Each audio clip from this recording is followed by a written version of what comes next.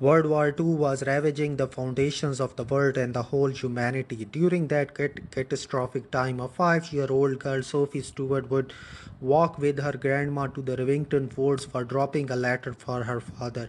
Sophie's father, James Stewart, had been fighting in World War II since 1914, but he kept sending letters for her daughter, Sophie. जंग अज़ीम दोम दुनिया की और सारी इंसानियत की बुनियादों को तबाह कर रही थी।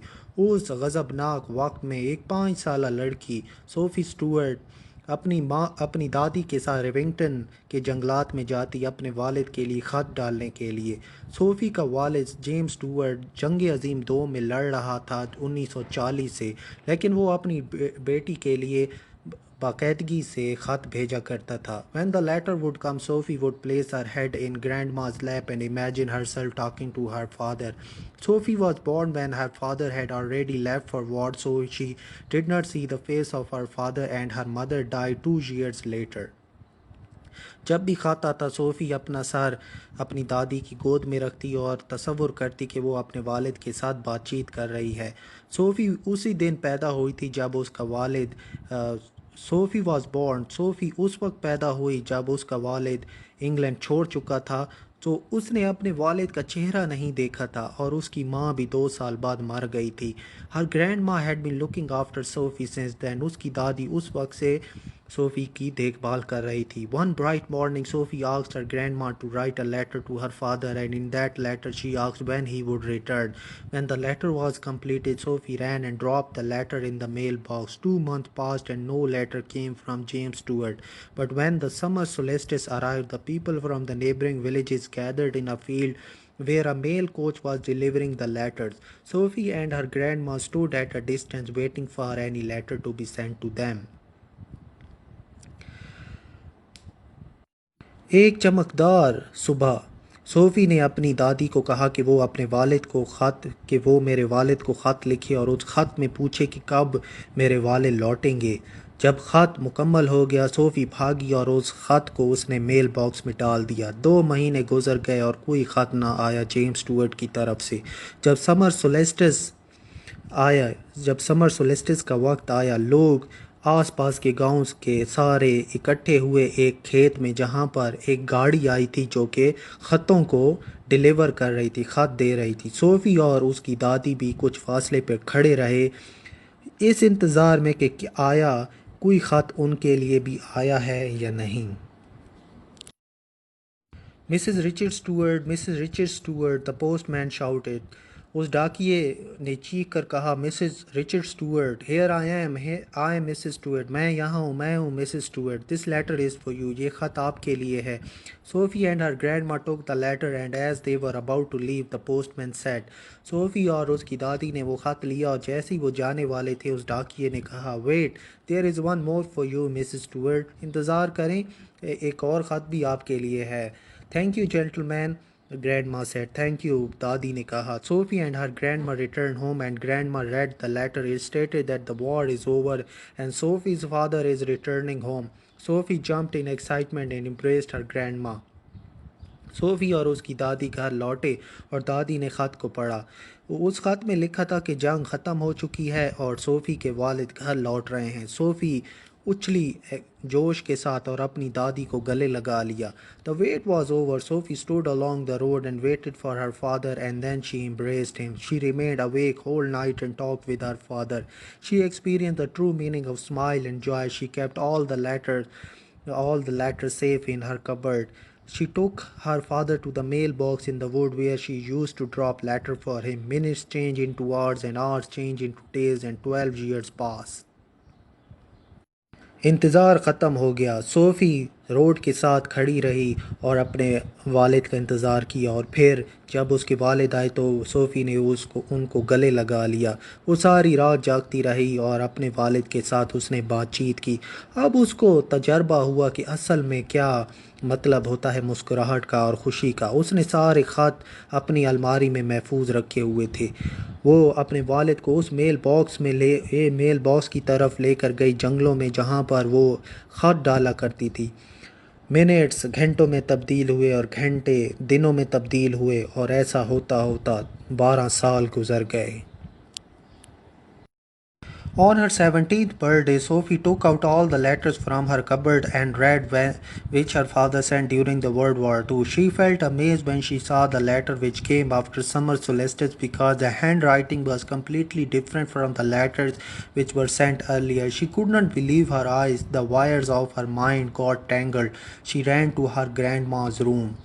जब उसकी 17वीं सालगिरह हुई, सोफ़ी ने सारे ख़त अपनी अलमारी से निकाले और उनको पढ़ा, जो कि उसके वालिद ने भेजे थे जंग अज़ीम दोम के दौरान।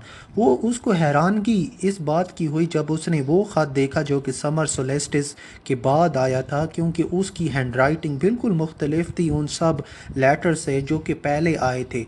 उसको अपनी आंखों पे यकीन नहीं आया। वो बहुत परेशान हुई। वो भागी अपनी दादी के कमरे की तरफ। Grandma, look here the hand writing.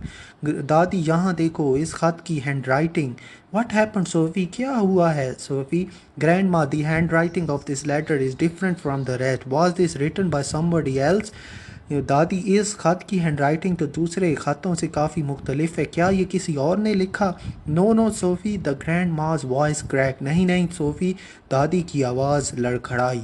You must be hiding something, I ask father. आप ज़रूर कुछ छुपा रही हैं, मैं अपने वालिद से पूछती हूँ। SoFi sad and ran outside. SoFi ने यह कहा और वो बाहर भागी। वेट सोफ़ी, द ग्रैंड माँ येल्ड। रुको सोफ़ी, दादी चीखी। Sophie confronted her father and showed him the letter. The father gazed at the letter, blinked his eyes, caressed her back, and took Sophie to her room and told her that this particular letter is written by him, but earlier letters were written by her real father. SoFi अपने वालिद के सामने गई और उसको वो ख़त दिखाया। वालिद ने उस ख़त को घूरा, अपनी आँखों को झपका और पीठ पर, सोफ़ी की पीठ के ऊपर थपकी दी और सोफ़ी को कमरे में ले गया और उसको कहा कि ये वाला ख़त मैंने लिखा था और पहले वाले ख़त उसके असली वालिद ने लिखे थे। He is not her real father, his name is John Brinjam, he lost his family in London Blitz attack. उसने बताया कि मैं सोफ़ी का, मैं आपका असली वालिद नहीं हूँ। आपका असली वालिद, मेरा नाम है जॉन ब्रिंजम और मैंने अपनी सारी फैमिली को खो दिया था जब लंदन पर ब्लिट्स अटैक हुआ था। He is her father's friend. When James Stewart got injured in the battlefield and was admitted in the hospital, John made a promise to his friend to look after and bring up Sophie, and then Sophie's father succumbed to his injuries and died. वो असल में John उसके वालिद का दोस्त है। जब James ज़ख्मी हो गया मैदान जंग में और जब उसको हस्पताल में दाखिल कराया गया, तो जॉन ने वादा किया अपने दोस्त के साथ कि वो देखभाल करेगा और परवान चढ़ाएगा सोफ़ी को। फिर सोफ़ी का वालिद ज़ख्मों की ताब ना ला सका और वो मर गया। In the mean time her grandma came and showed Sophie the second letter which arrived on the summer solstice which stated the death of her father, but her grandma hide that letter from Sophie. उसी असना में उसकी दादी वहाँ आई और SoFi को वो दूसरा ख़त दिखाया जो कि समर सोलेस्टिस वाले दिन आया था, जिसमें लिखा हुआ था उसके वालिद की मौत के बारे में, लेकिन वो दादी ने वो ख़त छुपा लिया था।